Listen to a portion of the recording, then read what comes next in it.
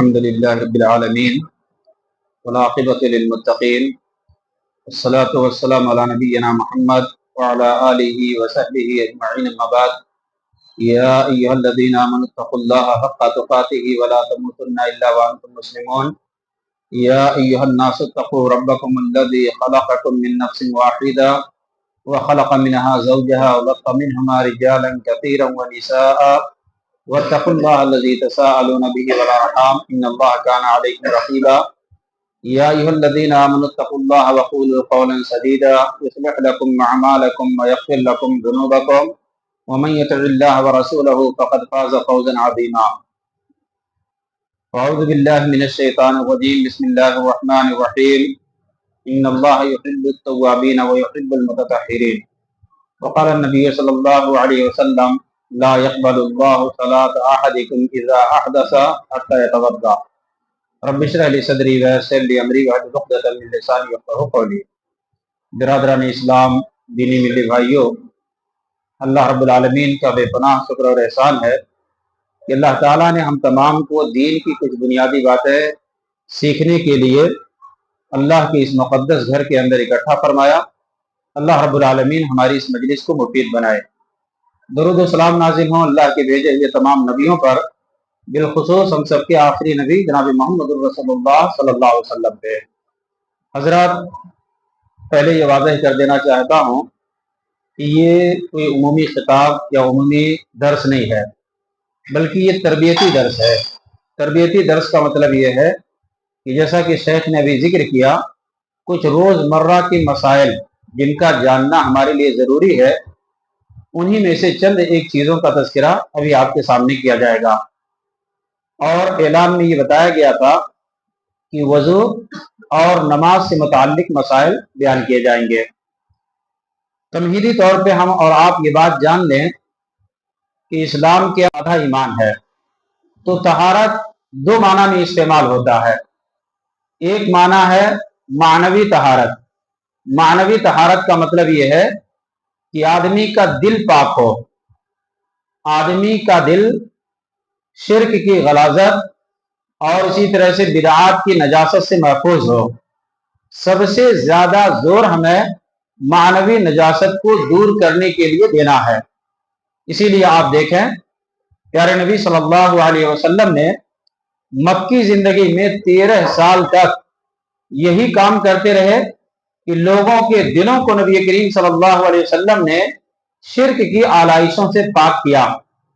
تو طہارت کا ایک معنی معنوی طہارت، یعنی ہمارا دل پاک ہونا چاہیے، شرک سے، بدعات سے، ان تمام چیزوں سے ہمارا دل پاک ہونا چاہیے۔ یہ طہارت بہت زیادہ ضروری ہے۔ دوسری طہارت ظاہری طہارت ہے، یعنی ظاہری طور پہ پاکی حاصل کرنے کو طہارت کے لفظ سے تعبیر کیا جاتا ہے۔ انہی طہارتوں میں سے ایک طہارت وضو ہے، ایک طہارت تیمم ہے، اور اسی طرح سے ایک طہارت غسل ہے۔ چونکہ نماز اور وضو سے متعلقہ مسائل آپ کے سامنے بیان کیے جائیں گے، اس لیے ہم اپنی بات وضو کے مسائل سے شروع کرتے ہیں۔ یہ بات ہم اور آپ جانتے ہیں کہ اللہ کے نبی صلی اللہ علیہ وسلم کی حدیث ہے کہ نماز کے لیے وضو شرط ہے۔ اگر ہم نے وضو نہیں کیا تو ہم چاہے کتنوں خشوع اور خضوع کے ساتھ نماز پڑھیں، ہماری وہ نماز اللہ رب العالمین کی بارگاہ میں قبول نہیں ہوگی۔ تو اس لیے سب سے پہلے ہمیں اور آپ کو وضو کے بارے میں جاننا چاہیے۔ الحمدللہ اتنے لوگ مسجد میں بیٹھے ہیں، ہم تمام نے نماز پڑھی، نماز پڑھتے ہیں، نماز پڑھتے تھے، نماز پڑھیں گے انشاءاللہ، وضو کرتے ہیں۔ لیکن آئیے ہم یہ جاننے کی کوشش کریں کہ وضو کے تعلق سے ہماری شریعت کے اندر احکامات کیا ہیں۔ چند ایک پوائنٹ میں آپ کے سامنے بیان کروں گا۔ سب سے پہلی بات، وضو کسے کہتے ہیں؟ وضو کا معنی لغوی اعتبار سے ہوتا ہے پاکی، صفائی، اور شریعت کی اصطلاح میں وضو کہتے ہیں مخصوص کیفیت کے ساتھ بدن کے مخصوص پارٹ کو دھلنا۔ آپ جب وضو کرتے ہیں، چہرہ دھلتے ہیں، ہاتھ دھلتے ہیں، تعبیر کیا جاتا ہے۔ اسی طرح سے دوسرا بنیادی نقطہ ہے کہ وضو کا حکم کیا ہے۔ تو شریعت کے فقہا نے 5 अहकाम बयान किए हैं। एक है वाजिब। वाजिब का मतलब यह है कि आप अगर उसको करेंगे तो उस पर सवाब मिलेगा, और अगर आप उसको छोड़ देंगे तो ऐसी सूरत में आपको गुनाह मिलेगा। तो बाज हालात में वजू करना वाजिब होता है। वाजिब कब होता है कि मिसाल के तौर पे हमारा वजू टूट गया, हम बेवजू हैं और हम नमाज पढ़ना चाहते हैं या खाने काबा का तवाफ करना चाहते हैं, तो ऐसी सूरत में वजू करना हमारे लिए वाजिब होगा। बगैर वजू के हम नमाज नहीं पढ़ सकते, बगैर वजू के हम खाने काबा का तवाफ नहीं कर सकते। इसीलिए अल्लाह के नबी सल्लल्लाहु अलैहि वसल्लम ने फरमाया कि इन्नल्लाह ला यक़बलु सलात अहदिकुम इज़ा अहदसा, कि जब तुममें से कोई आदमी हदस का शिकार हो जाए, वजू उसका टूट जाए, तो अल्लाह ताला नमाज उस वक्त तक कबूल नहीं करता जब तक कि वो वजू ना कर ले। तो अगर हमारा वजू नहीं है, हम नमाज पढ़ना चाहते हैं, खाने काबा का तवाफ करना चाहते हैं, तो वजू करना हमारे लिए वाजिब होगा। बगैर वजू के अगर हमने इन इबादतों को अंजाम दिया तो ऐसी सूरत में हमें गुनाह मिलेगा। गुनाह मिलने की दलील क्या है? सुनन अबी दाऊद की एक रिवायत है कि अब्दुल्लाह बिन अब्बास की, मुहद्दिसीन के दरमियान उस रिवायत के ताल्लुक से इख्तिलाफ है, लेकिन बहुत सारे मुहद्दिसीन ने कहा कि ये रिवायत दुरुस्त है। हजरत अब्दुल्लाह बिन अब्बास कहते हैं कि प्यारे नबी सल्लल्लाहु अलैहि वसल्लम ने फरमाया कि एक आदमी की वफात हुई और अल्लाह ताला ने उसके लिए 100 कोड़े का अजाब मुतय्यन किया, फरिश्तों के जिम्मे लगाया कि इसे 100 कोड़े लगाए जाएं। तो जब 100 कोड़े लगाने की बारी आई तो उसने अल्लाह ताला से गिरिया वजारी किया कि अल्लाह मेरे अजाब के अंदर तखफीफ फरमा। तो अल्लाह ताला ने 99 कोड़े माफ कर दिए, एक कोड़ा बाकी रखा। और जब वो एक कोड़ा फरिश्तों ने उसे मारा तो पूरी कब्र आग से भर गई। और जब इफाका हुआ तो अल्लाह के नबी सल्लल्लाहु अलैहि वसल्लम फरमाते हैं कि उस आदमी ने सवाल किया, अला मा जलत तुमोने, किस जुर्म की बुनियाद पे तुम लोगों ने मुझे ये कोड़ा मारा? तो नबी करीम सल्लल्लाहु अलैहि वसल्लम ने फरमाया कि फरिश्तों ने जवाब दिया कि तुम्हारा 2 गुनाह था। वो 2 गुनाह में से एक गुनाह क्या था? फ़इन्नका सल्लैता सलातन बिगैर तहूर, कि तुमने अपनी जिंदगी में एक नमाज पढ़ी थी बगैर तहारत के। बगैर तहारत का मतलब बगैर वजू के तुमने एक नमाज पढ़ी थी, उस बुनियाद पर यह सजा तुम्हें मिल रही है। और दूसरा जुर्म क्या था? फ़इन्नका मररता बिमज़लूम फलम तंसुरहु, कि तुम गुजर रहे थे, किसी के ऊपर जुल्म ढाया जा रहा था, उस मजलूम की तुमने हिमायत नहीं की, सर नीचे करके चले गए, इस बुनियाद पे तुम्हें यह अजाब दिया जा रहा है।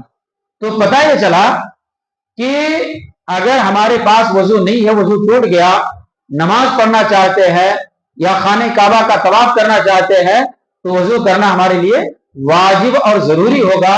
बगैर वजू की ये इबादत अगर हम अंजाम देते हैं तो इबादत कबूल भी नहीं होगी और इसी तरह से हमारे लिए अजाब का बाइस होगी। कभी कभी वजू करना हराम भी होता है। कब होता है हराम? फुक़हा ने लिखा है कि मिसाल के तौर पे किसी आदमी ने अपने लिए जरूरत का पानी रखा, पीने के लिए पानी रखा, उसको उस पानी की जरूरत है और आपने जा करके उसके ऊपर कब्जा कर लिया, तो उस पानी से वजू करना आपके लिए हराम होगा। अगर आपको पानी नहीं मिलता तो ऐसी सूरत में आप तयम्मुम कर लीजिए, शरीयत ने गुंजाइश रखी है। लेकिन किसी का पानी छीन करके, जबकि उस पानी की उसे जरूरत है, आप कब्जा करके उस पानी से वजू करें, तो ऐसी सूरत में वजू करना हराम होता है। तीसरा, वजू करना बाज हालात में मंदूब होता है। मंदूब का मतलब होता है अगर आपने उसे किया तो आपको सवाब मिलेगा और नहीं किया आपने तो कोई गुनाह नहीं मिलेगा। मंदूब कब होता है? सोने से पहले अगर आदमी वजू करता है तो यह मंदूब है। शायद आप लोगों को मालूम हो फजीलत क्या है। अल्लाह के नबी सल्लल्लाहु अलैहि वसल्लम ने फरमाया कि अगर सोते वक्त कोई बंदा वजू करता है तो जब जब करवट बदलेगा फरिश्ते उसके लिए मग़फ़िरत की दुआ करते हैं और वो फरिश्ते मुतय्यन होते हैं उसकी दुआ के लिए। तो सोते वक्त अगर कोई आदमी वजू करता है तो ये वजू करना मंदूब है, मुस्तहब है। या ऐसे ही सही कौल के मुताबिक कुरान मजीद की तिलावत करना है। तिलावत करते वक्त अगर कोई आदमी वजू करता है तो ये वजू करना उसके लिए मुस्तहब है, वजू करने की बुनियाद पे सवाब मिलेगा। اور اگر وضو نہیں کیا تو کوئی گناہ نہیں ہے۔ اسی طرح سے بعض حالات میں وضو کرنا مکروہ ہوتا ہے۔ مکروہ کا مطلب اگر آپ نے اس کو چھوڑ دیا تو ثواب ملے گا، اور اگر آپ نے کر لیا تو کوئی گناہ نہیں ہے۔ مثال کے طور پہ ہم نے وضو کیا اور ہمارا وضو باقی ہے، ابھی ہم نے کوئی نماز نہیں پڑھی، پھر دوبارہ سے وضو کر رہے ہیں، تو اہل علم نے کہا یہ اسراف ہے، یہ فضول خرچی ہے۔ اس بنیاد پہ ایسی حالت میں وضو کرنا مکروہ ہوتا ہے، نہ کریں تو زیادہ بہتر ہے۔ اسی طرح سے بعض حالات میں وضو کرنا مباح ہوتا ہے۔ مباح کا مطلب آپ کیجئے تو بھی نہ کیجئے تو بھی دونوں برابر ہے۔ جیسے مثال کے طور پہ بہت گرمی لگ رہی ہم کو، ہم نے وضو کیا تو یہ مباح ہے۔ تو بعض حالات میں واجب ہوتا ہے، بعض حالات میں حرام ہوتا ہے، بعض حالات میں مستحب ہوتا ہے، بعض حالات میں مکروہ ہوتا ہے، بعض حالات میں فقہا نے لکھا ہے کہ مباح ہوتا ہے۔ یہ 5 طرح کے احکام شریعت کے اندر ہے، اس سے زائد احکام نہیں ہیں۔ اس کے بعد ہم آتے ہیں کہ کون سی چیزیں ہیں جہاں پہ وضو کرنا ہمارے لیے ضروری ہوتا ہے۔ تو اس سلسلے میں 2 مقامات ایسے ہیں جہاں پہ وضو کرنا ضروری ہوتا ہے، بغیر وضو کے آپ وہ کام نہیں کر سکتے۔ ابھی ایک کام کا میں نے بلکہ دونوں کاموں کا تذکرہ کیا۔ پہلا کام نماز پڑھنا، چاہے فرض نماز ہو، نفل نماز ہو، کوئی بھی نماز ہو، آپ بغیر وضو کے نماز نہیں پڑھ سکتے ہیں اگر آپ حادث ہیں، آپ کے پاس وضو نہیں ہے۔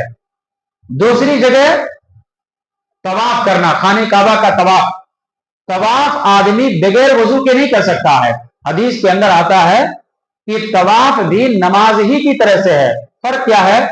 نماز کی حالت میں آدمی بات نہیں کر سکتا ہے، اور طواف کی حالت میں آدمی بات کر سکتا ہے۔ بہت سارے لوگوں کو مسئلہ معلوم نہیں ہوتا ہے، طواف کر رہے ہیں، وضو ٹوٹ گیا اور وہ جاری رکھے ہوئے ہیں۔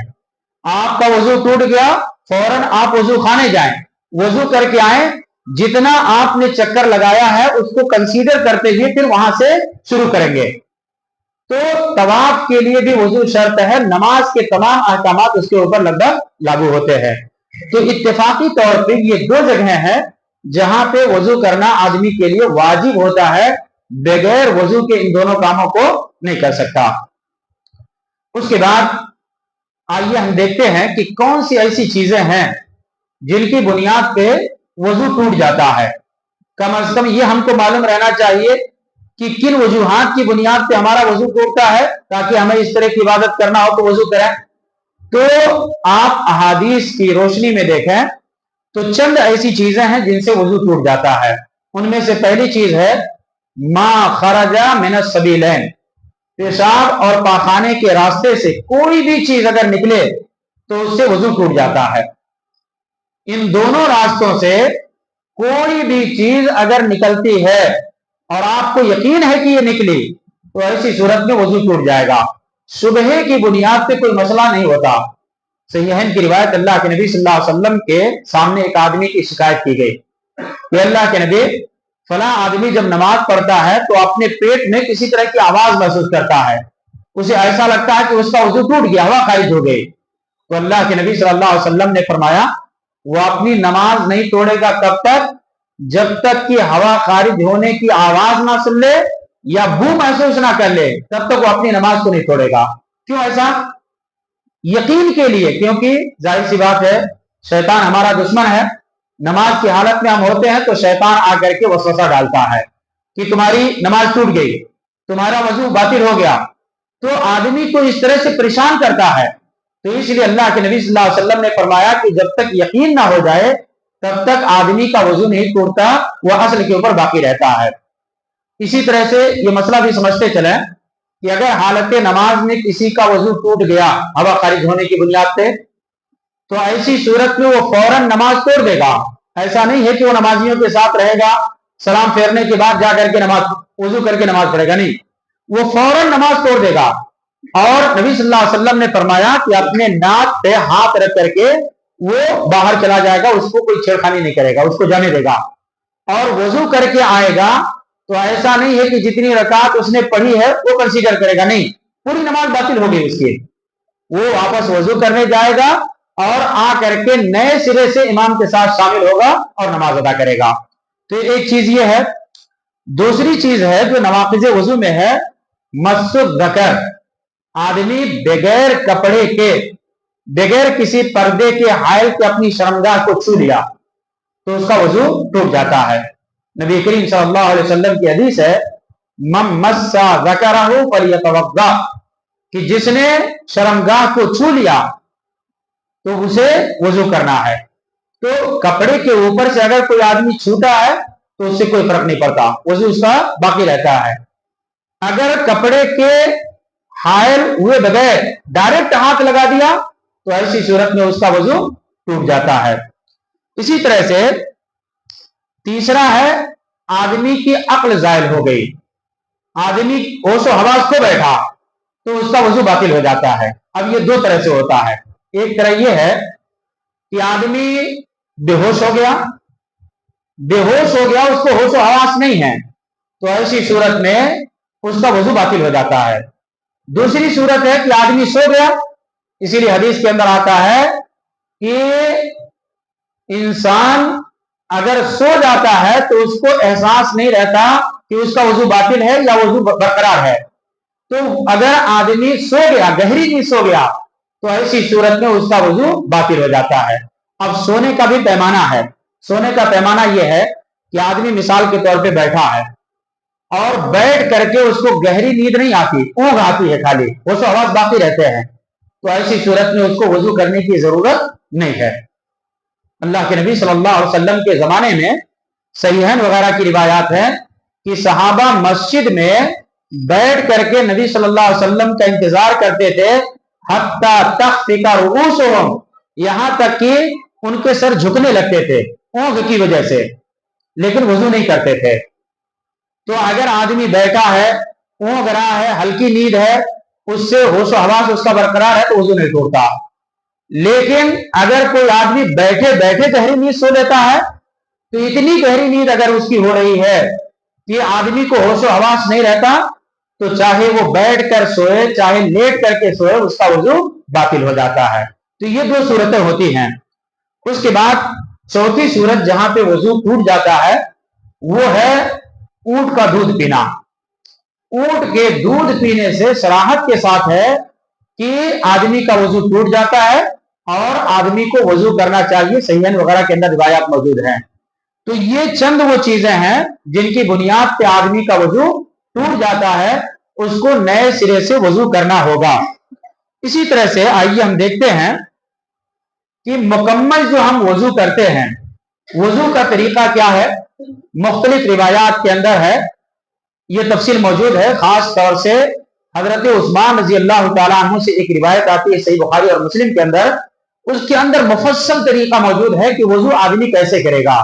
انہوں نے اللہ کے نبی صلی اللہ علیہ وسلم کو دیکھا اور اس کے بعد حضرت عثمان غنی رضی اللہ تعالیٰ عنہ نے اپنے شاگردوں کو, جو اس حدیث کے راوی حمران جو ان کے غلام تھے, انہوں نے روایت کیا ہے کہ حضرت عثمان رضی اللہ تعالیٰ عنہ نے ہم کو وضو کر کے بتایا اور اس کے بعد انہوں نے کہا کہ میں نے اللہ کے نبی صلی اللہ علیہ وسلم کو اسی طریقے سے وضو کرتے ہوئے دیکھا. تو وضو کے اندر کن چیزوں کا لحاظ ہونا چاہیے. سب سے پہلی بات, وضو کرنا عبادت ہے. وضو کرنا یہ عادت نہیں ہے, وضو کرنا عبادت ہے. اصول فقہ کا ایک قاعدہ ہے کہ ما لا یتم الواجب الا به فهو واجب, کہ شریعت کے اندر کوئی واجبی کام ہے جس کے بغیر وہ واجبی کام پورا نہیں ہوتا وہ چیز بھی واجب ہوتی ہے. تو ظاہر سی بات ہے وضو کے بغیر نماز ہوگی نہیں ہوگی, تو نماز کا جو حکم ہے وہی حکم وضو کا بھی ہوگا. تو تمام عبادات سے متعلق ایک بات ہم مجموعی طور پہ یاد رکھیں کہ تمام عبادات کے لیے نیت شرط ہے. نیت شرط ہے. ایک آدمی نیت کرتا ہے کہ میں وضو کر رہا ہوں, دل کے اندر سوچا, اس نے اتنے پارٹ دھلے, اس کا وضو مکمل ہوگا, اب وہ نماز پڑھ سکتا ہے. ایک آدمی نیت نہیں کیا, وہ بار بار وضو کرتا ہے, عادت کے حساب سے وضو کے طریقے پہ اپنے پارٹ دھلے لیکن نیت نہیں کیا, تو ایسی صورت میں اس کا وضو معتبر نہیں ہوگا. تو یہ نیت کا کردار ہوتا ہے. تو سب سے پہلی چیز وضو کرتے وقت نیت کرنا ہے. دوسری چیز اللہ کے نبی صلی اللہ علیہ وسلم کی حدیث ہے صحیحین کے اندر, लौला अन अशुक्क अला उम्मती लअमरतुहुम बिस्सिवाक इंदा कुल्ली वुदू, कि अगर मेरी उम्मत के लिए ये चीज मुशक्कत का बाइस ना होती तो हर वजू के वक्त अपनी उम्मत को मैं मिसवाक करने का हुक्म देता। तो अगर मुमकिन हो सके तो आदमी मिसवाक करे, मिसवाक कर ले, और मिसवाक वजू के वक्त करे। बाद रिवायतों के अंदर आता इंदा कुल्ली सलात, हर नमाज के वक्त। इसलिए अरब जो लोग गए हुए हैं, अरबों को आप देखिए जेब में मिसवाक रखते हैं, मुसल्ले पे आए, जमात खड़ी हो रही है, सूखे मिसवाक रहते निकाले और 2 मरतबा फिराए, ये नबी सल्लल्लाहु अलैहि वसल्लम की सुन्नत पे अमल हो जाता है। तो वजू के वक्त मिसवाक किया जाए। उसके बाद बिस्मिल्लाह कहा जाए। बिस्मिल्लाह कहना शर्त है नहीं शर्त है, ये फुक़हा के दरमियान इख्तिलाफी मसला है, लेकिन हर बेहतर काम के लिए बिस्मिल्लाह करना चाहिए। बेहतर है कि बिस्मिल्लाह कहा जाए। अगर कोई भूल जाता है तो इसका मतलब ये नहीं है कि उसका वजू नहीं होगा। उसके बाद आयत उस्मान गनी रजी अल्लाह तआला अन्हु ने जो रिवायत बयान की है, उसके अंदर उन्होंने अपने गुलाम से पानी मंगाया। पानी मंगाने के बाद वजू कैसे किया? सबसे पहले पानी का जो बर्तन था उसको टेढ़ा करके अपने हाथ पे पानी गिराया और दोनों हथेलियों को उन्होंने धुला। कहां तक? रुस्ग, कलाई तक। ये जो कलाई का हिस्सा है यहां तक दोनों हथेलियों को धुला जाएगा। कितनी मर्तबा? 3 मर्तबा सुन्नत है, बल्कि हथेली धुलना ही सुन्नत है। तो आदमी 1 मर्तबा में अगर हथेली भीग जाती है तो 1 मर्तबा धुले, 2 मर्तबा में भीग जाती है 2 मर्तबा धुले, 3 मर्तबा में भीग जाती है तो ऐसी सूरत में 3 मर्तबा धुले, 3 से जायद की गुंजाइश नहीं है। तो 3 मर्तबा उन्होंने हथेलियों को धुला। उसके बाद उन्होंने दाएं हाथ में पानी लिया और उसके बाद उससे कुल्ली किया और नाक में पानी डाल करके उसको साफ किया। यहां पे इस बात के ऊपर आप गौर करें, 2 तरह की रिवायतें हैं। बाज रिवायतों के अंदर आता है कि कुल्ली अलग से किया, नाक में पानी डाल करके अलग से झाड़ा। लेकिन जो रिवायतें ज्यादा ऑथेंटिक हैं उन रिवायतों के अंदर एक ही चुल्लों में मुंह में पानी और नाक में पानी डालने का हुक्म है। इसलिए अहले इल्म ने कहा है कि अफजल यह है कि आदमी एक चुल्लू पानी ले, मुंह में और नाक में एक साथ डाले, उसके बाद कुल्ली करे और बाएं हाथ से नाक को साफ करे। ये कितनी मर्तबा करना है? 3 मर्तबा। अफजल है कि 3 मर्तबा करे। उसके बाद है तो उस्मान गनी रजी अल्लाह तआला अन्हु ने अपने चेहरे को 3 मर्तबा धुला। हदीस के अंदर आता है आप 2 मर्तबा धुलिए, 1 मर्तबा धुलिए तो भी काफी है, बस भीगना शर्त है। चेहरे को उन्होंने धुला। तो चेहरा कहां से शुरू होता है? ऊपर पेशानी का के जो बाल होते हैं, बाल जहां पे खत्म होता है वहां से चेहरा, और इधर राइट लेफ्ट में कान तक, और नीचे ये पूरा हिस्सा चेहरे के अंदर दाखिल है। तो चेहरे को धुला कितनी मर्तबा? 3 मर्तबा। आप 3 मर्तबा धुल सकते हैं, 2 मर्तबा धुल सकते हैं, 1 मर्तबा भी धुल सकते हैं। अबू दाऊद के अंदर तीनों तरह की रिवायतें मौजूद हैं।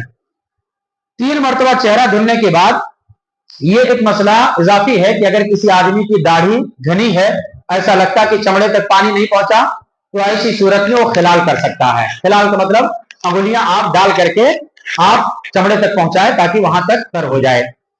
उसके बाद दोनों हाथों को धुला। पहले हाथ को धुला राइट हैंड को, उसके बाद फिर लेफ्ट हैंड को, 3 मर्तबा धुला। अल्लाह ताला ने कुरान में जो हुक्म दिया है इलल मराफिक का लफ्ज इस्तेमाल किया। इलल मराफिक का मतलब मिरफक कहते हैं इसको, केहनी को। तो केहनी भी भीग जानी चाहिए। उन्होंने जो हाथ धुला केहनी समेत धुला, और कुरान के अंदर भी यही है कि केहनी हमारी भीग जानी चाहिए। और आम तौर पे जब हम वुजू करते हैं तो बहुत सारे लोगों को देखा गया ऐसा पानी लेते हैं, खास तौर से हाउस में इधर से करते हैं, इधर से। हालांकि हदीस के अंदर क्या है कि जब आदमी वजू करता है, वजू का पानी जब गिरता है तो नाखून के अंदर से भी गुनाह झड़ जाते हैं। तो पानी इधर से झड़ेगा कि इधर से गिरेगा? मैं आप लोगों से पूछता हूं। जाहिर सी बात है इधर से धुलेंगे तब तो इधर से पानी गिरेगा। तो इसलिए हदीस के जो अल्फाज है उससे बेहतर तरीका ये मालूम होता है कि जब हम वजू करेंगे तो इधर से करेंगे, इधर से पानी डालेंगे, और ये मिरफक धुल जाना चाहिए। ये बात याद रहे कि आमतौर पे यहां ये जो मिरफक का मामला है और एड़ी का मामला है, यहां पे बहुत सारे लोग कोताही करते हैं। तो कोताही करना ये कोई मामूली काम नहीं है। अल्लाह के नबी सल्लल्लाहु अलैहि वसल्लम की हदीस है वैलुल लिल आकाब मिनन नार, कि वजू का जो हिस्सा भीगा नहीं है, कयामत के दिन अल्लाह के नबी सल्लल्लाहु अलैहि वसल्लम ने फरमाया कि उसे आग से जलाया जाएगा। तो इसलिए वईद भी है, जब हम धुलें तो ऐसी सूरत में हम एहतियात के साथ धुलें, ताकि मिरफक जो ये केहनी है ये पूरा भीग जाए, ये पूरा भीग जाए। 3 मरतबा दाएं हाथ को धुलना, 2 मरतबा भी धुल सकते हैं, 1 मरतबा भी धुल सकते हैं, शर्त यह कि भीगना। उसके बाद बाएं हाथ को धुलना है। उसके बाद हज़रत उस्मान गनी रजी अल्लाह तआला अन्हु ने क्या किया, बाएं हाथ को धुलने के बाद फिर नए सिरे से पानी लिया। पानी लेने के बाद अपने सर का मसह किया, और कुरान में भी सर का मसह करने का हुक्म है। तो सर के मसह के सिलसिले में अहले इल्म का इख्तिलाफ है। बहुत सारे लोग कहते हैं कि कुछ हिस्से पे कर लीजिए तो भी चलता है, लेकिन राजिह, बेहतर और एहतियाती कौल यह है कि आदमी अपने पूरे सर का मसह करे। रावी बयान करते हैं बदआ बिमुक़द्दम रासिही। अब मिसाल के तौर पे ये मेरा सर है, अल्लाह के नबी सल्लल्लाहु अलैहि वसल्लम ने बदआ बिमुक़द्दम रासिही, अपने सर के इब्तिदाई हिस्से से शुरू किया। सुम्मा ज़हबा बिहिमा इला क़फ़ा, अल्लाह के नबी सल्लल्लाहु अलैहि वसल्लम दोनों हाथों को कहां ले गए, गुद्दी तक। गुद्दी कहां होती है, जाहिर सी बात है गुद्दी पीछे होती है, तो पीछे तक ले गए। सुम्मा रद्दहुमा, फिर अल्लाह के नबी सल्लल्लाहु अलैहि वसल्लम दोनों हाथों को लौटाया, वहां पे लाए जहां से आपने मसह शुरू किया था, सर के इब्तिदाई हिस्से से। तो बेहतर यह है कि आदमी पानी लिया, पानी लेने के बाद सर का मसह किया, यहां तक लाए, वापस फिर ला करके यहां पे छोड़े। बाद अहले इल्म कहते हैं कि इसको ऐसा रद्दहुमा ये माना है कि इसको भी पलटा लो। तो अगर कोई आदमी ऐसे मसह करता है या वहां से ले जा करके वापस लाता है, दोनों सूरतें दुरुस्त हैं। उसके बाद हदीस के अंदर आता है कि अल उज़नान मिनर रास, कि ये जो दोनों कान हैं ये सर का हिस्सा है। तो बहुत सारे हमारे साथी ऐसे हैं कि सर के लिए अलग से पानी लिए, फिर उसके बाद सर का मसह करने के बाद हाथ भिगो करके पानी लेते हैं। ये नहीं लेना है। उसी सर के लिए जो आपने पानी लिया था, उसी पानी से आप अपने कानों का भी मसह करेंगे। कानों का मसह कैसे करेंगे, दाखिली हिस्से पे भी खारिजी हिस्से पे, दोनों पे मसह करना है। आप अपनी शहादत की अंगुली अंदर दाखिल कीजिए, और ये जो खड्डे का हिस्सा है वहां से आप बाहर लाइए, और अंगूठे से बाहरी हिस्से का मसह कर लीजिए। ये मसह का तरीका है। उसके बाद क्या करते हैं कुछ लोग, गर्दन का मसह करते हैं। अब्दुल्लाह इब्न उमर की रिवायत, ये रिवायत मौजू है। ज़ईफ हदीस की किस्मों में सबसे बदतरीन किस्म मौजू है, गड़ी हुई हदीस। गर्दन का मसह करना किसी भी सही रिवायत से साबित नहीं है, इसलिए जितना साबित है उतना ही हम करें, ढंग से करें। उसके बाद हजरत उस्मान गनी रजी अल्लाह तआला अन्हु ने, ये देखिए सर का मसह कितनी बार करना है, 1 बार करना है। उसके बाद हजरत उस्मान गनी रजी अल्लाह तआला अन्हु ने अपने पैरों को धुला, दाएं पैर को। कुरान के अंदर जो अल्फाज इस्तेमाल है सूरह माइदा के अंदर, इलल काबैन का आप कहते हैं टखने को। टखना जो है, जो दाएं बाहरी और अंदरूनी हिस्से पे उभरी हुई हड्डी होती है, वहां तक पैर को धुलना है। बेहतर यह है कि आदमी टखना समेत धुले। तो ये दाएं पैर को उन्होंने धुला, उसके बाद बाएं पैर को धुला।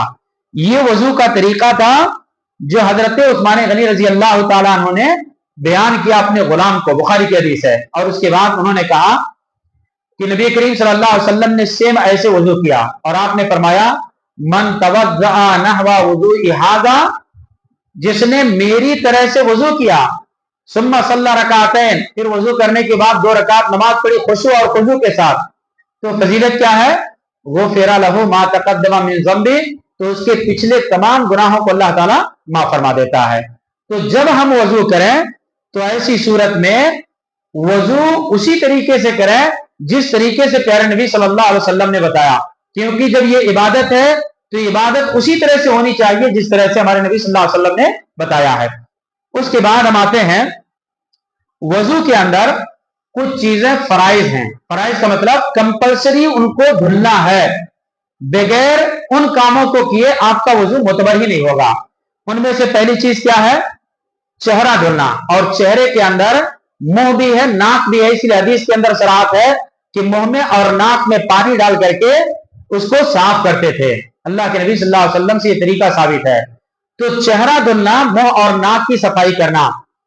इसी तरह से अल्लाह के नबी सल्लल्लाहु अलैहि वसल्लम की हदीस है, बालिग फिल इस्तिंशाक इल्ला अन तकूना साइमन, मुंह में और नाक में, खासतौर से नाक में अंदर तक पानी डाल करके साफ करो।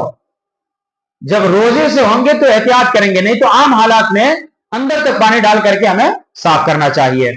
तो पहला फरीजा है वजू के अंदर चेहरे को धुलना, और दूसरा है दोनों हाथों को किहनी तक धुलना, और तीसरा है सर का मसह करना, चौथा है दोनों पैरों को धुलना, और पांचवी चीज बाज़ अहले इल्म ने कहा है और तमाम इबादत के लिए जैसा कि मैंने जिक्र किया नियत है, और छठी चीज है तरतीब, क्योंकि अल्लाह ताला ने इसी तरतीब के साथ बयान किया। अब कोई आदमी आए वजू करने बैठ जाए, पहले पैर धुले फिर हाथ धुले फिर मुंह धुले, वजू होगा? नहीं होगा, क्योंकि तरतीब का लिहाज रखना ये फर्ज है, तो इसका लिहाज रखा जाएगा। तो ये वजू का मुख्तसर तौर पे तरीका हुआ। अब उसके बाद हम आते हैं तयम्मुम के ऊपर। तयम्मुम भी ये वजू का बदल है, वजू का मुतबादिल है। कब किया जाता है तयम्मुम? तयम्मुम के लिए वही सारे कंडीशन है जो वजू के लिए है, लेकिन तयम्मुम कब किया जाता है उसके लिए दो चीजों का लिहाज रखना जरूरी है। पहली चीज कि आदमी बीमार है, और बीमारी इस कदर है कि अगर वजू करेगा तो ऐसी सूरत में उसकी बीमारी और बढ़ जाएगी, तो ऐसी सूरत में आदमी तयम्मुम करेगा। दूसरी हालत है कि आदमी किसी ऐसी जगह पे है जहां पानी उसे मैसर ही नहीं है, पानी नहीं है, तो अब क्या करेगा? वो ऐसी सूरत में वो तयम्मुम करेगा। तो दो चीजें जब पाई जाएंगी तब आदमी तयम्मुम करेगा। पहली चीज मर्द, और दूसरी चीज आदमी को पानी मैसर ना हो, तो ऐसी सूरत में तयम्मुम करेगा। तयम्मुम के लिए भी जाहिर सी बात है, तयम्मुम जब इबादत है तो उसके लिए पहली चीज नियत करना है, दूसरी चीज है बिस्मिल्लाह करना है जो कामन इबादतों के लिए है। और तयम्मुम का सही जो तरीका है जो अल्लाह ताला ने कुरान में बयान किया है कि आदमी पाक मिट्टी पे फइल्लम तजिदु माअन फतयम्ममु सईदन तय्यबा, कि अगर तुम पानी ना पाओ तो पाक मिट्टी पे तयम्मुम करना है। तयम्मुम कैसे करेंगे?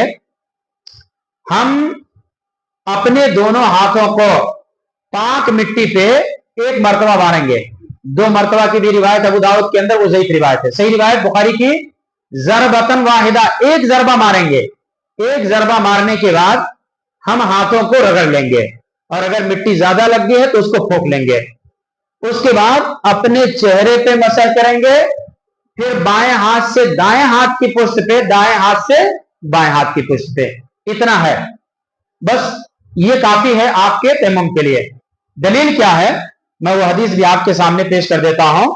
पहली बात तो कुरान की आयत है, सूरह माइदा आयत नंबर 6 के अंदर अल्लाह ने फरमाया फइल्लम तजिदु माअन फतयम्ममु सईदन तय्यबा, अगर आपको पानी ना मिले तो पाक मिट्टी से आप तयम्मुम कर लो। कैसे तयम्मुम करेंगे वो भी कुरान में है, फमसहू बिवुजूहिकुम व अयदीकुम मिन, आप अपने चेहरे का मसह करेंगे और हाथ का मसह करेंगे। कितने हाथ का मसह करेंगे? हाथ यहां से यहां तक शुरू होता है, अल्लाह के नबी सल्लल्लाहु अलैहि वसल्लम की हदीस उसको मुतय्यन करती है। आप देखें अब्दुर्रहमान इब्न अबी अफजा बयान करते हैं, वो कहते हैं कि जा रजुलन इला उमर बिन अल खत्ताब रजी अल्लाह तआला अन्हु, एक आदमी, सही मुस्लिम की हदीस है, उमर बिन अल खत्ताब रजी अल्लाह तआला अन्हु के पास आया और उसने कहा इन्नी अजनबतु, मैं जुनबी हो गया, मुझे गुस्ल करने की जरूरत है, मैं जुनबी हो गया, फलम असबिल मा, लेकिन पानी मैं नहीं पा रहा हूं, कैसे मैं गुस्ल करूं? तो रिवायत लंबी है, हज़रत उमर रज़ी अल्लाह तआला अन्हु को याद नहीं था ये मसला, और उस जमाने में कितने परहेजगार होते थे कि मसाइल अगर मालूम नहीं है तो उसमें ट्राई नहीं करते थे कि मेरा ख्याल ये है कि ऐसा कर लो ऐसा हो जाएगा, नहीं, डरते थे, क्योंकि अल्लाह के यहां जवाबदेही होगी। अगर आप दीन की कोई बात बयान कर रहे हैं, आपने लाइल्मी में कोई बात बयान कर दी, वो जितने लोगों को बयान करते गया, अगर आपने गलत बताया तो सारे लोगों का गुनाह आपके ऊपर पड़ेगा, और अगर आपने कह दिया, जान छुड़ा लिया कि भाई मुझे नहीं मालूम है, तो ऐसी सूरत में आप गुनाह से बच जाएंगे। यही वाकये में है थे उमर बिन खत्ताब रजी अल्लाह तआला अन्हु से जब आदमी ने पूछा तो उन्हें याद नहीं था, उन्हीं के साथ वाकया पेश आया था, क्या था? याद नहीं था। तो उसी मजलिस में अम्मार बिन यासिर रजी अल्लाह तआला अन्हु, उस साहबी मौजूद थे, उन्होंने कहा कि अरे उमर, क्या आपको याद नहीं है, मैं और आप दोनों सफर में थे और इत्तेफाक से हम दोनों जुनूबी हो गए, हम दोनों को गुस्ल करने की जरूरत थी और पानी हमें नहीं मिल रहा था। तो कहते हैं कि अम्मा अंता फलम तुसल्ली, अरे उमर आपने तो नमाज नहीं पढ़ी क्योंकि पानी नहीं था। वह अम्मा अना फतमअक्तु, मैंने क्या किया, जमीन में मिट्टी में लोट पेट लिया, फसल नहीं तो मैंने नमाज पढ़ ली। ये हमें और हमारा और आपका वाकया है। और उसके बाद जब हम लोग सफर से वापस आए अल्लाह के नबी सल्लल्लाहु अलैहि वसल्लम के पास, तो मसला जब नबी सल्लल्लाहु अलैहि वसल्लम को बताया गया तो अल्लाह के नबी सल्लल्लाहु अलैहि वसल्लम ने कहा, कान यकफी का हा कजा, तुम्हारे लिए इतना ही कर लेना काफी था, पूरे बदन में मिट्टी मलने की जरूरत नहीं थी। क्या काफी था? फज़रब नबी सल्लल्लाहु अलैहि वसल्लम बिकफ़ैहि अल अर्दा, अल्लाह के नबी सल्लल्लाहु अलैहि वसल्लम ने अपने दोनों हथेलियों को जमीन पे मारा, वनफ़ख़ फ़ीहिमा, और ऐसा फूंका उसके अंदर, मिट्टी ज्यादा लगी हो, क्योंकि उसको आप चेहरे पे मलेंगे तो मिट्टी ज्यादा लगी हो तो उसको साफ कर लेना है। सुम्मा मसहा बिहिमा वजहहू, फिर अल्लाह के नबी सल्लल्लाहु अलैहि वसल्लम ने अपने चेहरे पे अपने दोनों हाथों से मसह किया, और उसके बाद वकफ़ैहि, और अपने दोनों हथेलियों पे आपने मसह किया। बस इतना तयम्मुम का तरीका है। ये तयम्मुम आपके लिए काफी हो जाएगा। ये वजू का बदील है और गुस्ल का भी बदील है। मिसाल के तौर पे आदमी को गुस्ल करना है, नापाक हो गया, बीमार है, पानी इस्तेमाल नहीं कर सकता, तो तयम्मुम कर लेगा, इतना ही कर लेगा, काफी होगा। इसी तरह से आदमी अगर सफर में है, जैसा कि यहां वाकया मौजूद है, और उसको पानी नहीं मैसर है, तो ऐसी सूरत में तयम्मुम कर लेगा। अभी इसी हदीस के अंदर है कि हज़रत उमर रज़ी अल्लाह तआला अन्हु को इतना डिटेल बताने के बावजूद भी वाकया याद नहीं आया, तो हज़रत उमर ने कहा, अम्मार, अगर तुम जिम्मेदारी लेते हो तो तुम्हारे ऊपर एतमाद करते हुए ये मसला मैं इस आदमी को बता देता हूं, लेकिन कयामत के दिन जिम्मेदार तुम रहोगे। हज़रत उमर रज़ी अल्लाह तआला अन्हु ने कहा, और उसके बाद आदमी को मसला बताया। तो बहरहाल ये तयम्मुम का तरीका है। अब तयम्मुम किन चीजों से बातिल हो जाता है? जो वजू के नवाकिज हैं, वजू जिन चीजों से टूटता है उन्हीं चीजों से तयम्मुम भी टूट जाता है।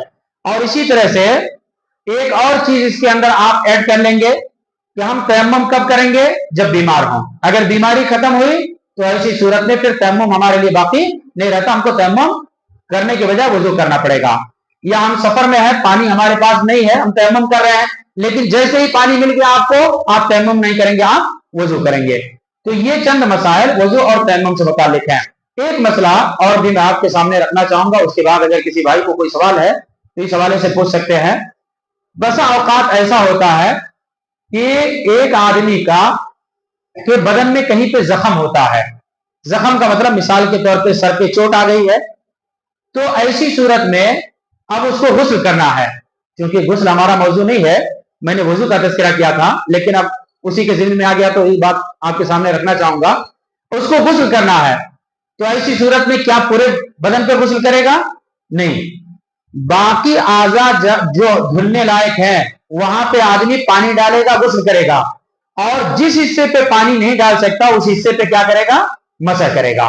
हाथ को भिगो लेगा, पानी छिड़क देगा, उसके बाद उस हिस्से पे मसह कर लेगा, काफी होगा। उस हिस्से पे मसह कर लेगा, काफी होगा। इसी तरह से आप देखते हैं बहुत सारे लोग ऐसे होते हैं कि मिसाल के तौर पे अल्लाह ना करे किसी का ऐसा हो, किसी का हाथ यहां से टूट गया, अब वो मसनूई हाथ लगाए रहते हैं, तो वजू करेंगे तो क्या करेंगे? हम मसनूई हाथ जो लगाते हैं, हाथ हमारा यहां से टूटा है तो मसनूई हाथ यहां से लगाए रहते हैं, तो अब क्या करेगा? तो उसको तो धुलेगा तो नहीं ऊपर से, तो मसह करेगा। तो इस सिलसिले में मसला यह है कि जब हम वजू करते हैं तो वजू की लिमिट कहां तक है? यहां तक वजू की लिमिट है। अगर यहां तक हाथ टूट गया और आदमी मसनूई हाथ लगाए हुए है, तो ऐसी सूरत में उसको कुछ करने की जरूरत नहीं, ऊपर से मसह कर ले। लेकिन अगर हाथ हमारा यहां से टूटा हुआ है और रेडीमेड हाथ यहां से लगाए हैं, तो इतना जो हिस्सा ओरिजिनल हाथ है वजू के अंदर उसका धुलना जरूरी है, मसह करने से काम नहीं बनेगा। बात आई समझ में ना? अगर हमारा वजू करने का जो पार्ट है, जो हिस्सा है हमारा असल मौजूद है, तो जब हम वजू करेंगे तो मसह से हम काम नहीं चलाएंगे, उतना हिस्सा हमें धुलना पड़ेगा। तो ये आम तौर पे लोग पूछते हैं, इसलिए मैंने जिक्र कर दिया। इसी तरह से वजू करते वक्त बसा औकात ऐसा होता है कि आदमी पगड़ी बांधे हुए है, बहुत मजबूत बांधे हुए है, अब उसको खोलना मुश्किल है, तो ऐसी सूरत में पगड़ी के ऊपर से मसह किया जा सकता है। ये चीज भी अल्लाह के नबी सल्लल्लाहु अलैहि वसल्लम से साबित है। या औरतें हैं, मिसाल के तौर पे वो अपने सर पे मजबूत दुपट्टा बांधे हुए हैं, उसके ऊपर मतलब वो बाल मतलब दुपट्टा खोल करके मसह करना उनके लिए मुश्किल है, तो ऐसी सूरत में वो उसके ऊपर से भी मसह कर सकती हैं। लिबास वगैरह के फतावे मौजूद हैं। तो बहरहाल ये चंद चीजें थी वजू से मुतालिक और तयम्मुम से मुतालिक, क्योंकि ये चीजें जरूरी हैं नमाज के अंदर दाखिल होने के लिए। तो इन चीजों के ताल्लुक से कुछ बातें आपके सामने सरसरी तौर पर रखी गई हैं। इंशाअल्लाह अगला दर्स नमाज के मसाइल से मुतालिक होगा। अब ये जो बातें बयान की गई हैं, अगर इसमें किसी भाई को कोई इश्काल है या मैंने जो बयान किया वो आप नहीं समझ में आई तो आप पूछ सकते हैं इंशाअल्लाह। कुरान पढ़ने से मुताल्लिक वजू करना वाजिब नहीं है, मैंने बयान किया मुस्तहब है। अगर आदमी वजू करके कुरान पढ़ता है तो बेहतर है, लेकिन कुरान पढ़ने के लिए वजू करना वाजिब है, जरूरी है, ऐसी कोई दलील नहीं है। क्योंकि किसी भी चीज के ऊपर हुक्म लगाने के लिए हमारे पास दलीलें होना चाहिए। जो दलील पेश की जाती है आमतौर पे कुरान की एक आयत है, ला यमस्सु इल्लल मुतahहिरून, कि उसको पाक लोग छूते हैं। तमाम मुफस्सिरीन ने नकल किया है कि उससे मुराद फरिश्ते हैं, तो वो आयत फरिश्तों के बारे में है। रहा इंसानों के लिए, तो इंसानों के लिए कोई सही हदीस ऐसी नहीं है जिससे ये पता चले कि कुरान पढ़ने के लिए वजू शर्त है। इसलिए बेहतर कहा जा सकता है, मुस्तहब कहा जा सकता है, उसको वाजिब नहीं करार दिया जा सकता है।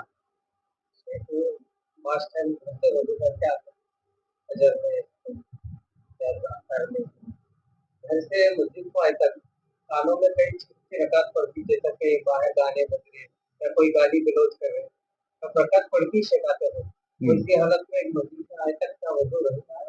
मैं बताया ना, गाने की आवाज पढ़ती छोड़िए, आप गाना गा रहे हैं तो वजू नहीं टूटेगा। मैं बताया नवाकिस है कि बताया, मैं जो नवाकिस बताया जिन चीजों से वजू टूट जाता है, इसमें जितनी चीजें मैंने बयान किया उतनी ही हैं। दोनों रास्तों से कोई चीज निकले, या इसी तरह से आदमी की अक्ल जायल हो जाए, या जो चीजें ऊंट का गोश्त आदमी खा ले, तो ये चीजें नवाकिज वजू में है। कितनी चीजें मैंने गिनाई हैं? 4 चीजें मैंने बयान की हैं।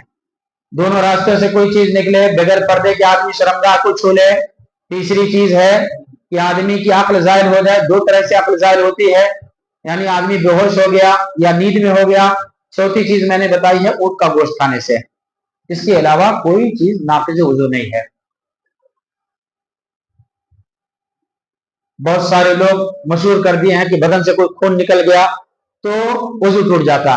सहाबे किराम की मुतअद्दिद रिवायात हैं कि खून निकल रहा है और नमाज पढ़ रहे हैं। क्या सहाबा से दीन हम ज्यादा समझ सकते हैं? नहीं समझ सकते हैं। तो नवाकिस के अंदर शरीयत ने उसको शुमार नहीं किया है।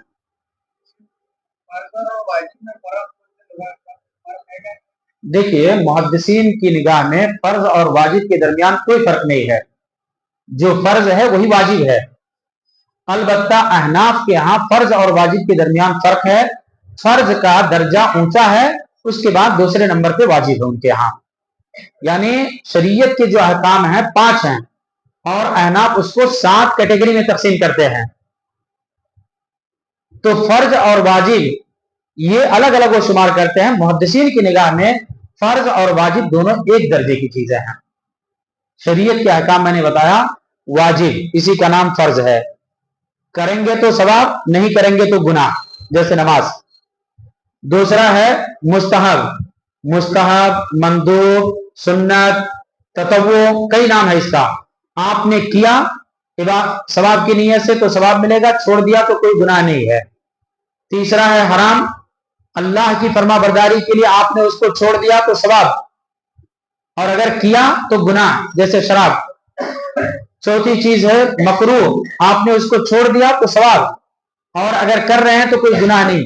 जैसे मस्जिद में दाखिल होते वक्त हमें बायां पैर नहीं दाखिल करना चाहिए, लेकिन हमने दाखिल कर दिया तो कोई गुनाह नहीं है।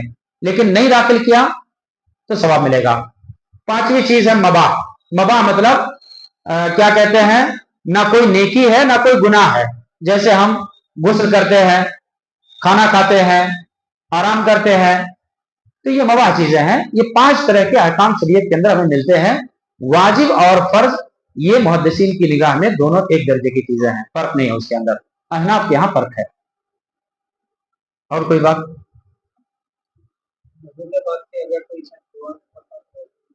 وضو کے بعد کی اگر کوئی آدمی دعا نہیں پڑھتا تو اس سے کوئی فرق نہیں ہے، البتہ وضو کے بعد کی دعا صحیح مسلم کے اندر ثابت ہے، اشہد ان لا الہ الا اللہ وحدہ لا شریک لہ واشہد ان محمدا عبدہ ورسولہ۔ سنن ترمذی کے اندر ایک اور دعا ہے، اللہم اجعلنی من التوابین واجعلنی من المتطہرین۔ یہ دعا پڑھنا چاہیے کیونکہ یہ ثابت شدہ دعائیں ہیں۔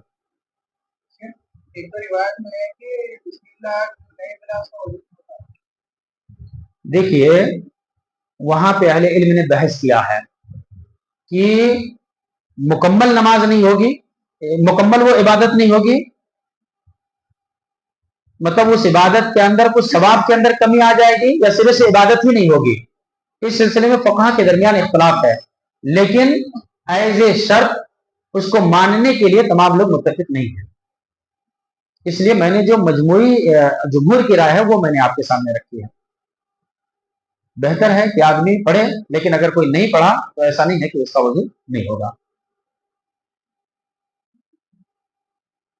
طریقہ تو سمجھ میں آ گیا نا؟ الحمدللہ آپ لوگ بھی اسی طریقے سے کرتے رہے ہوں گے، لیکن بہرحال تذکرہ آنے سے بہت ساری چیزیں جو ہے تجدید ہو جاتی ہیں، اس لیے وہ چیزوں کا تذکرہ آپ کے سامنے کیا۔ میں نے یہ نہیں کہا کہ ایسا لینا غلط ہے، میں نے کیا کہا ہے، حدیث کے اندر ہے کہ ناخن سے جب پانی جھڑتا ہے تو گناہ جھڑ جاتے ہیں، تو ایسا کرنے سے پانی نہیں جھڑتا ہے۔ کیسا جھڑتا ہے؟ ادھر سے دھلنے سے جھڑتا ہے، تو مناسب معلوم ہوتا ہے کہ آدمی ادھر سے دھلے۔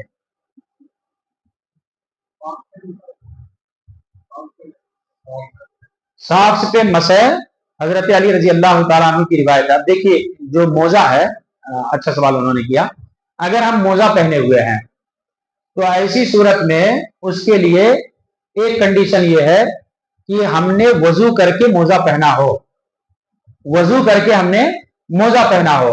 تو اگر ہم اپنے وطن میں ہیں تو 24 گھنٹے، ایک دن اور ایک رات اس کے اوپر مسح کر سکتے ہیں وضو کے موقع پہ، اور اگر سفر میں ہے تو 3 دن 3 رات ہم اس کے اوپر مسح کر سکتے ہیں۔ مسح کا شمار کب سے ہوگا؟ مثال کے طور پہ ہم 10 بجے گھر سے نکل رہے ہیں اور ہم نے وضو کر کے موزہ پہن لیا، تو ظہر میں ہم وضو جب کریں گے تو مسح کریں گے۔ اب آج ظہر سے کل ظہر تک ہم مسح کر سکتے ہیں 24 گھنٹہ۔ دوسری بات یہ ہے کہ بیچ میں ہم نے موزہ نکالا نہ ہو، یہ جو 24 گھنٹہ یا 3 دن 3 رات کا جو معاملہ ہے، اس بیچ میں ہم نے موزہ نکالا نہ ہو تو موزے پہ مسح کرنا جائز ہے۔ متواتر روایات ہیں، متواتر کا مطلب ایک بہت بڑی تعداد اس کو بیان کرتی ہے، اور حضرت علی رضی اللہ تعالیٰ عنہ کی روایت ہے کہ لو کان الدین بالرائے لکان اسفل الخف اولا بالمسح من اعلی لقد رأيت رسول اللہ صلی اللہ علیہ وسلم یمسح علی ظاہر خفیہ، کہ اگر دین کی بنیاد عقل پہ ہوتی تو موزے کا نچلا حصہ مسح کرنے کا زیادہ مستحق ہوتا۔ میں نے اللہ کے نبی صلی اللہ علیہ وسلم کو دیکھا، نبی صلی اللہ علیہ وسلم نے اوپری حصے پہ مسح کیا، تو جب ہم مسح کریں گے تو ہم ایسا اوپر ایک مرتبہ، بائیں پیر پہ اوپر ایک مرتبہ مسح کریں گے، ایک مرتبہ مسح کرنا ہے، ٹھیک ہے، اوپری حصے پہ۔ جی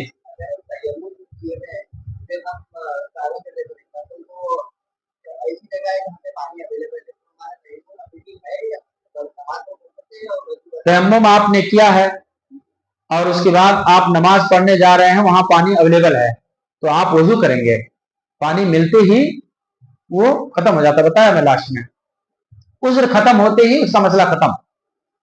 اب اگر آپ نے وہاں تیمم کر کے ظہر کی نماز پڑھ لی ہے، پھر آگے آپ جا رہے ہیں، آپ کو پانی مل رہا ہے تو ریپیٹ کرنے کی ضرورت نہیں ہے۔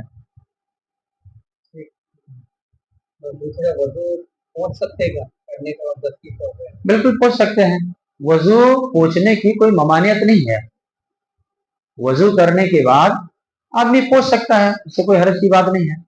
या गुस्ल करने के बाद भी बहुत सारे लोग कहते हैं कि नहीं पोंछ सकते हैं। हजरत मैमूना रज़ी अल्लाह तआला अन्हा की जो रिवायत है कि अल्लाह के नबी सल्लल्लाहु अलैहि वसल्लम ने गुस्ल किया तो मैंने आप सल्लल्लाहु अलैहि वसल्लम को तौलिया दिया, कपड़ा दिया, तो आपने कहा रहने दो और आपने झाड़ लिया पानी। तो इस रिवायत से ये कहाँ साबित होता है कि गुस्ल करने के बाद या वजू करने के बाद पोंछ नहीं सकते हैं? नबी सल्लल्लाहु अलैहि वसल्लम यूज करते थे तभी तो ले जाकर के उन्होंने दिया, तो इसका मतलब यूज करते थे, उस टाइम यूज नहीं किए होंगे। तो ये मबाह के हुक्म में है, वजू करने के बाद पोंछ सकते हैं, ऐसा कोई मसला नहीं है कि उससे इज्तनाब करना है, ऐसी कोई रिवायत नहीं है या ऐसा कोई हुक्म नहीं है।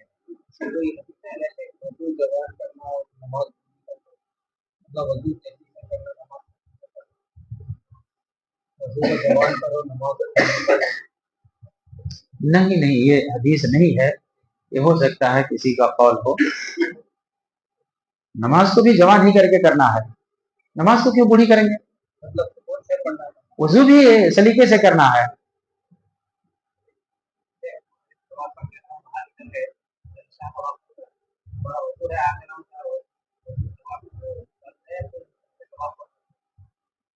नहीं बताया मैं अभी, शायद आप शुरू से नहीं थे। वो ऐसे टाइम पे अगर आपका वजू है और आपने मगरिब की नमाज वजू के साथ पढ़ी और आपका वजू है तो आप पढ़ सकते हैं, लेकिन वजू आप कर लीजिए तो बेहतर है, क्योंकि वजू भी एक इबादत है। जब आदमी वजू करता है तो गुनाह झड़ते हैं, तो इसलिए अगर आप कर लें तो बेहतर है, नहीं कर रहे हैं तो उससे नमाज पढ़ सकते हैं।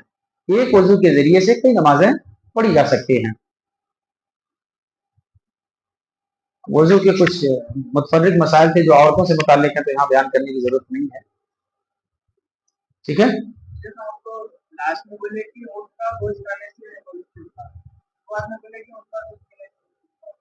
ऊंट का गोश्त है, हाँ गोश्त है ऊंट का, ऊंट का गोश्त खाने से वजू टूट जाता। क्यों टूट जाता है इसका? इससे अल्लाह इब्न क़य्यिम अल-जौज़िय्या रहमतुल्लाह अलैह ने लिखा है कि ऊंट के कोहान पे शैतान रहता है, ये हदीस से साबित है। और शैतान किससे पैदा हुआ है? किससे पैदा हुआ शैतान? आग से। आग किससे बुझाई जाती है? पानी से। तो आदमी अगर वो गोश्त खाता है तो चूंकि उसके कोहान पे शैतान रहता है, वो असरात रहते हैं, तो आदमी वजू कर ले। मतलब ये इल्लत उन्होंने लिखी है, हमको रीजन जानने की जरूरत नहीं, शरीयत का हुक्म है अखलाक, लेकिन अल्लाह इब्न क़य्यिम अल-जौज़िय्या रहमतुल्लाह अलैह ने बात लिखी है। खत्म किया जाए? अल्लाह ताला आप लोगों को जज़ाए खैर दे। इंशाअल्लाह कल का जो दर्स होगा वो नमाज के मसाइल में, नमाज इससे भी ज्यादा जरूरी है, तो इंशाअल्लाह कल के दर्स में नमाज से मुताल्लिक बातें आपके सामने रखी जाएंगी, हो सका तो प्रैक्टिकल भी बताया जाएगा। बहुत आप तमाम अहबाब का बहुत बहुत शुक्रिया कि आप लोग दीन की मोहब्बत में आप लोग बैठे रहे। अल्लाह ताला आप लोगों को जज़ाए खैर दे और आपकी इस बैठक को अल्लाह ताला कबूल फरमाए और दीन से मोहब्बत के अंदर अल्लाह ताला मज़ीद तरक्की अता फरमाए। अल्लाह ताला जब तक हमें जिंदा रखे दीन इस्लाम की तालीमात को सीखने और उसके ऊपर अमल करने वाला बनाकर जिंदा रखे, और जब हमारा खात्मा हो तो अल्लाह के नबी सल्लल्लाहु अलैहि वसल्लम की जो लाई हुई सही शरीयत है उसी शरीयत पे अमल करते हुए अल्लाह ताला हमें इस दुनिया से रुखसत फरमाए। आमीन व आखिरु दअवाना अल्हम्दुलिल्लाहि रब्बिल आलमीन। सुब्हानकल्लाहुम्मा बिहम्दिका अशहदु अन ला इलाहा इल्ला अंता अस्तगफिरुका व अतूबु इलैक। अस्सलामु अलैकुम व रहमतुल्लाहि व बरकातुहू।